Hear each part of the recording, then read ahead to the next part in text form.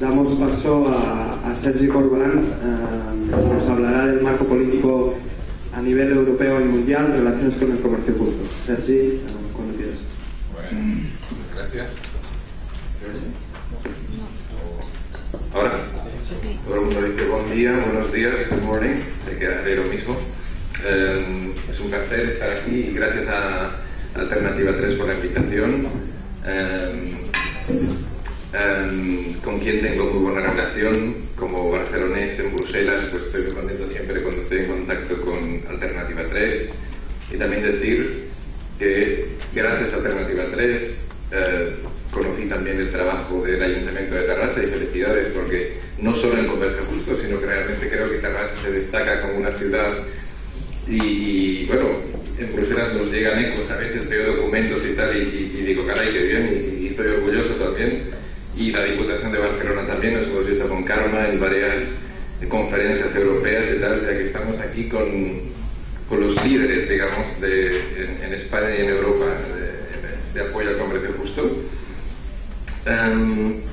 Bueno, me gustaría hacer una pequeña presentación sobre el marco político, un poco, sobre los retos actuales, tal como yo lo veo, un poco explicaros un poco lo que hacemos del trabajo de incidencia del lobby a nivel europeo en Bruselas, y después acabar con unas pequeñas reflexiones de valores más para el futuro. Mi oficina es una oficina creada por las diferentes redes del comercio justo en Bruselas para promocionar políticas de la Unión Europea que dan apoyo al comercio justo como iniciativa de comercio diferente, pero también muy importante, conseguir que los criterios de comercio justo, que los principios de comercio justo se apliquen al comercio tradicional o convencional, como la señora Situ ha comentado antes. Es decir, promocionar la iniciativa como mejor práctica, pero aparte hacer algo más para que el sistema también cambie, para que digamos que, ¿cuál sería la situación ideal? Con todo el respeto al señor Byers, sería que lo ideal sería que dentro de yo que sé, 40, 50 años, no sea necesario tener que tener una etiqueta para decir aquí se han respetado los derechos de los trabajadores mínimos, que se han respetado criterios de medio ambiente y criterios sociales. Sería la situación ideal. Ahora, mientras tanto, yo creo que está claro que la tarea de Fair Trade International pues es muy importante y muy necesario.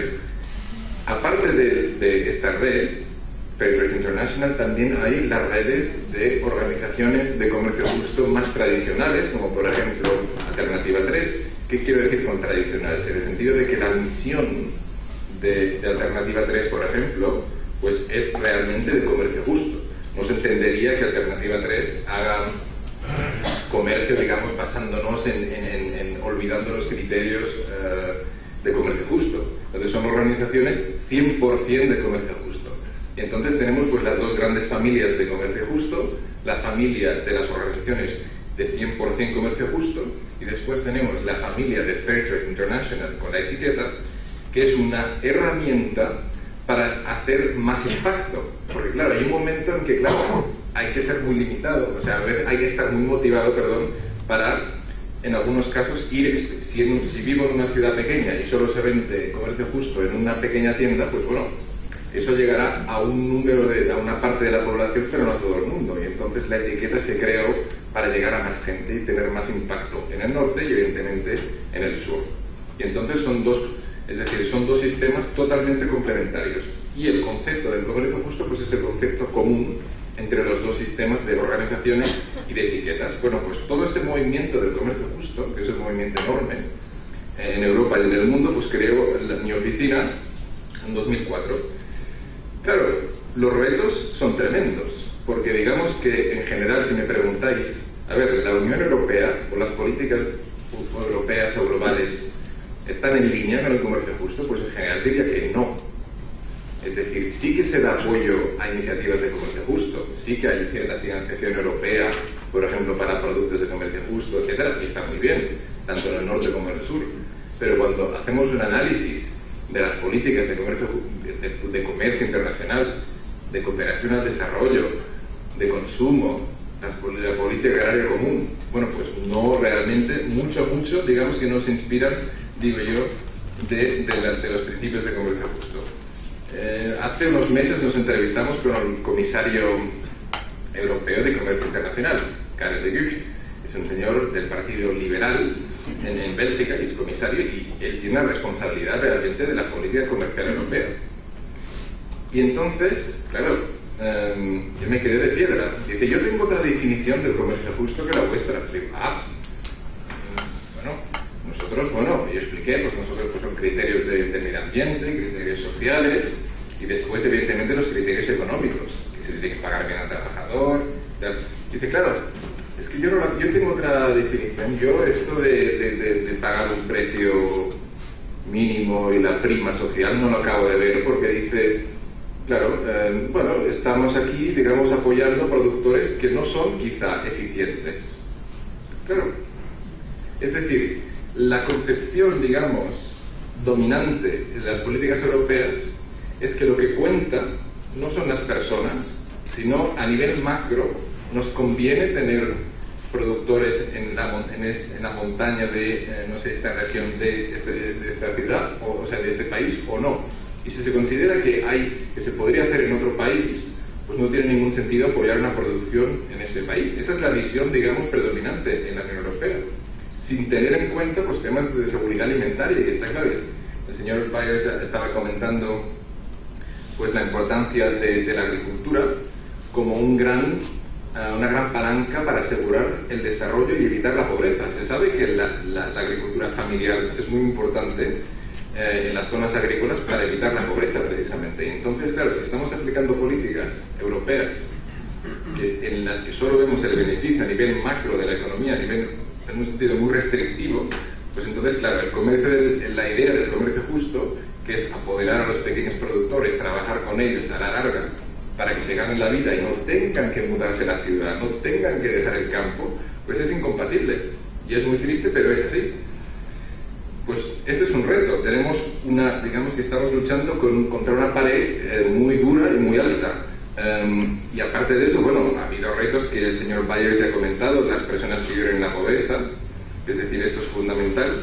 Tenemos el reto ecológico también, evidentemente, tenemos el impacto del cambio climático, y creo un reto muy importante también es a nivel tanto del sur como del norte, que nos estamos dando cuenta que los recursos no son infinitos y que hay límites al crecimiento, y que quizá hay otras maneras de ver la economía que la manera predominante de las políticas europeas. Es decir, si la prioridad es el crecimiento, pero visto el crecimiento de una manera en la que lo único que cuenta es el Producto Interior Bruto, bueno, pues yo pongo en cuestión si esto es un buen indicador del bienestar.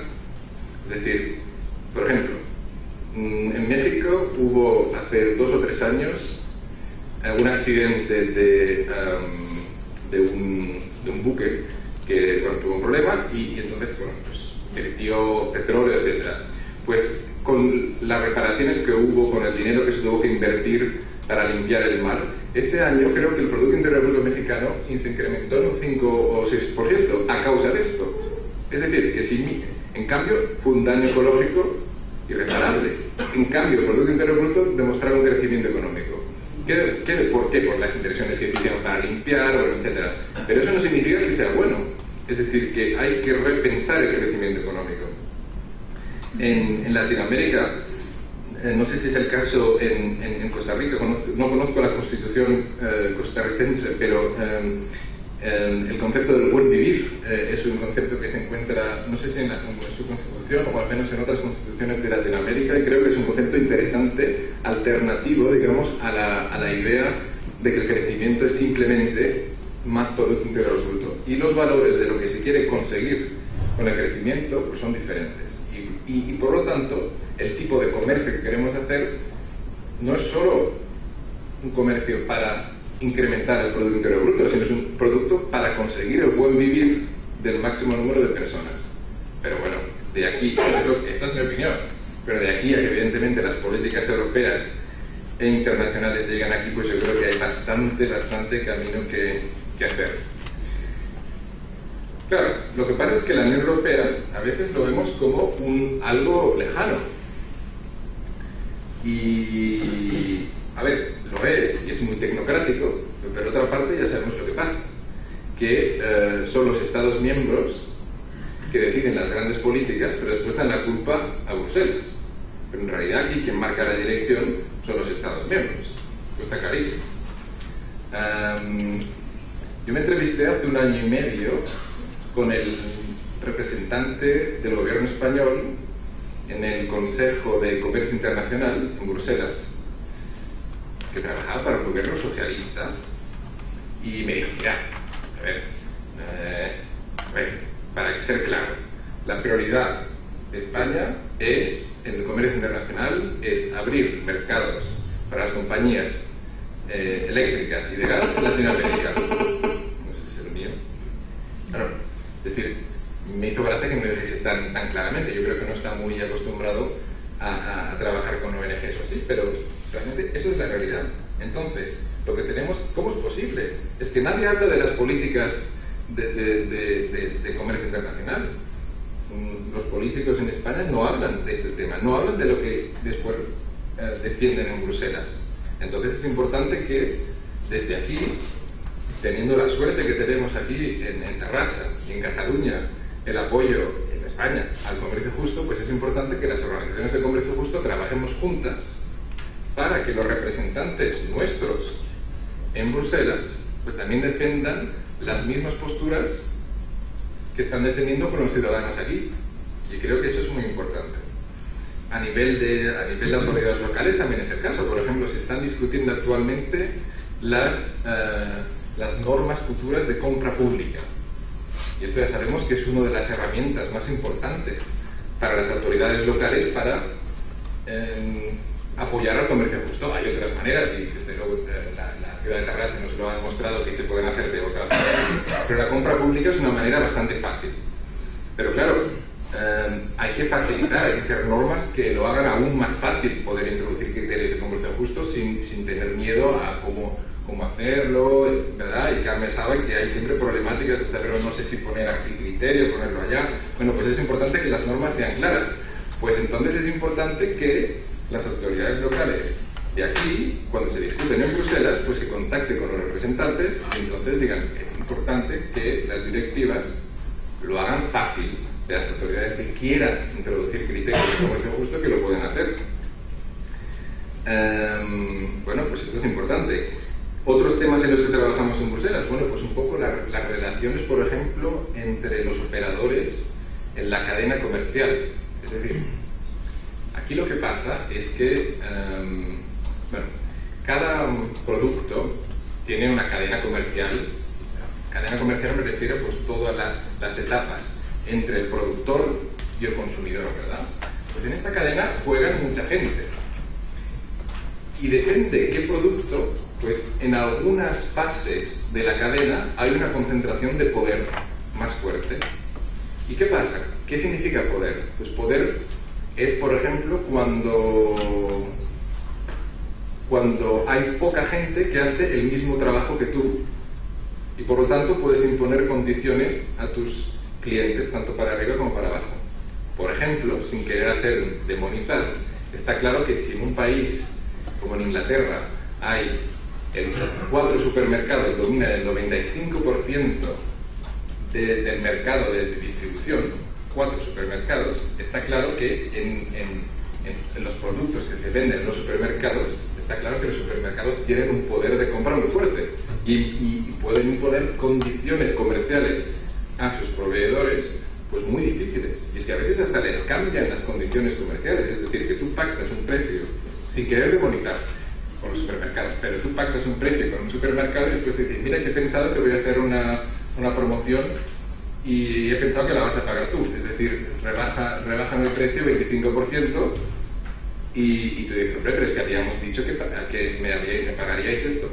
Bueno, ya, pero es que como no, si lo hacemos por ti, para vender más productos, ya, pero es que me estás pidiendo que te pague para que tú hagas una promoción, o me estás pidiendo que me pague para que te ponga en la primera línea al lado de las cajas. Es decir, que en las relaciones comerciales, cuando hay poder, no se puede hablar de libertad comercial.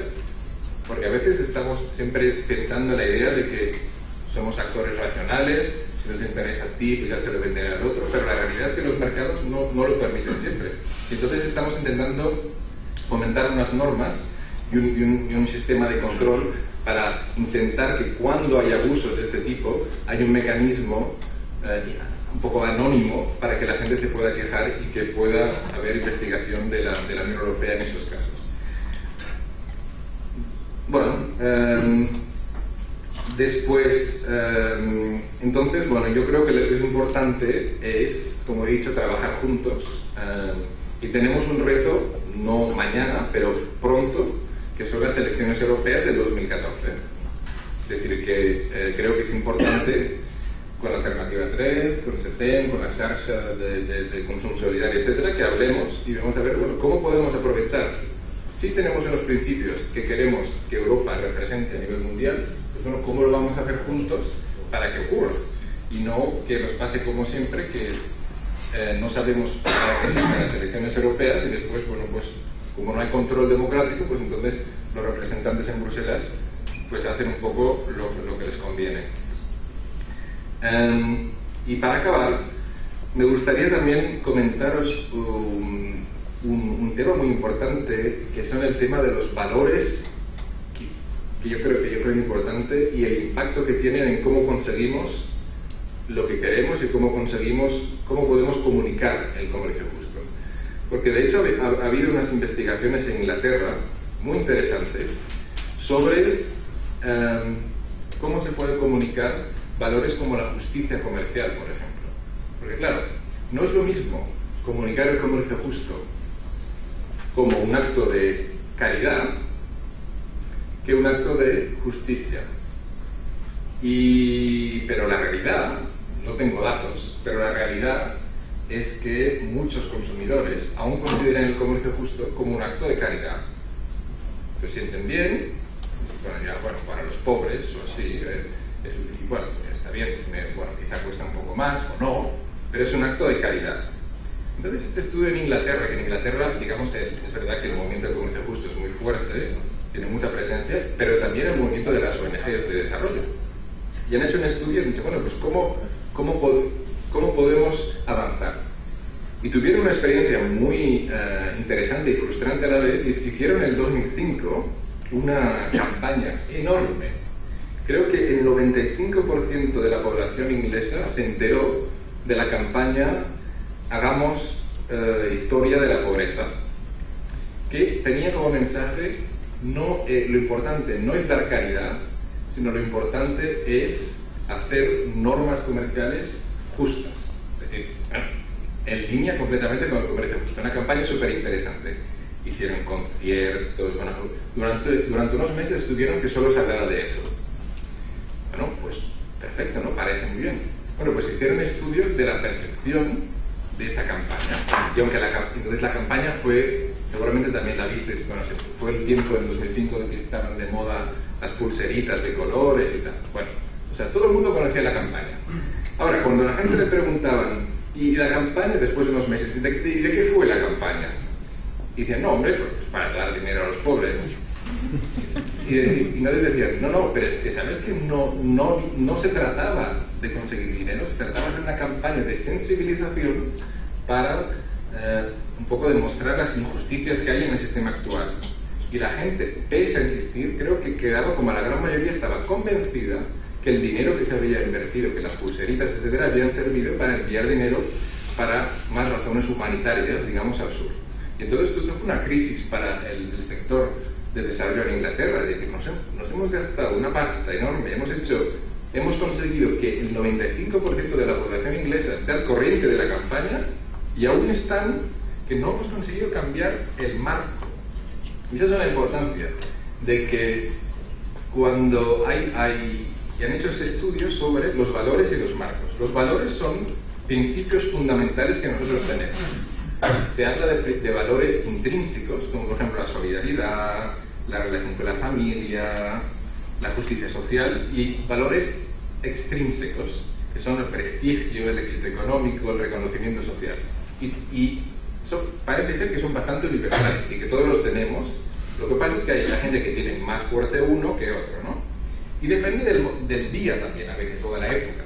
Y depende de la evolución de la sociedad. Por ejemplo, se ha demostrado que los movimientos feministas y de derechos de la mujer han hecho cambiar valores sobre cómo la gente entiende la igualdad, por ejemplo. Es decir, que los valores se pueden moldear en los valores de la sociedad. Y después están los marcos, que los marcos son las conexiones mentales que tú haces entre conceptos cuando te dicen una palabra. La definición es lo que pone el diccionario, pero en cambio el marco es lo que tú piensas. Por ejemplo, ¿cuál fue el problema en Inglaterra? Pese a estar hablando de temas de, hagamos de la pobreza, historia, de la manera que se comunicó, la gente pensó, desarrollo, clac, clac, marco, el rico que da ayuda al pobre, por caridad. Encima hay el marco predominante actualmente, que los problemas de los países del sur es culpa suya. Se habla de corrupción, se habla de mala organización, y entonces se ve como una cosa inevitable, y entonces realmente lo único que se consigue de la gente es que haga pequeños actos de caridad cuando se sienten bien. Pero pese a esta campaña, que fue realmente lo contrario, es decir, son más temas sistémicos, no se comunicó bien. Quizá, ¿cuáles fueron los errores? Pues se utilizaron muchas celebridades, no se comunicó bien y al final no se consiguió pasar el mensaje. Entonces, la conclusión, para acabar, es que creo que tenemos que, cuando comunicamos el comercio justo, creo que es muy importante que comuniquemos bien, que no estamos haciendo un acto de caridad cuando vamos a una tienda de comercio justo. Estamos simplemente tenemos que apelar, tenemos que llamar a los valores de justicia social, de decir, pues de la misma manera que a mí me gustaría que me tratasen de una manera correcta, pues yo estoy apoyando un comercio que lo hace de la misma manera, pero no de ninguna caridad. Y eso se espera que es más largo plazo, pero se espera que, o el estudio que os comento, las conclusiones de las organizaciones de desarrollo en Inglaterra, es que pasando del corto plazo, que es dar un poco de dinero, al largo plazo, pasando de las transacciones, es decir, si compras esto, este niño recibirá esto, peligroso, porque es mucho más importante el largo plazo, pasando de el voluntariado no solo del clic, de hacer clics sobre internet, sino un voluntariado también a largo plazo, de involucración y una actividad de voluntariado, con mucho cuidado por utilización de gente famosa, porque nos llevan a marcos que son también muy peligrosos y que no podemos controlar. Y yo también diría, pues evidentemente, teniendo en cuenta que el comercio justo, que tiene que crecer, pero por otra parte no tiene que perder las raíces. Entonces es importante que cuando comuniquemos el comercio justo se presente como un tema de justicia social, no como un elemento de marketing, digamos, de las empresas. Eso es muy importante, y por lo tanto creo que es importante que el comercio justo dé aún más importancia en su trabajo y en su comunicación a los valores no de corto plazo y de solidaridad, sino basarse más en un cambio sistémico y en el cambio en valores de justicia social, que yo creo que es todo lo que estamos defendiendo. Gracias por la atención.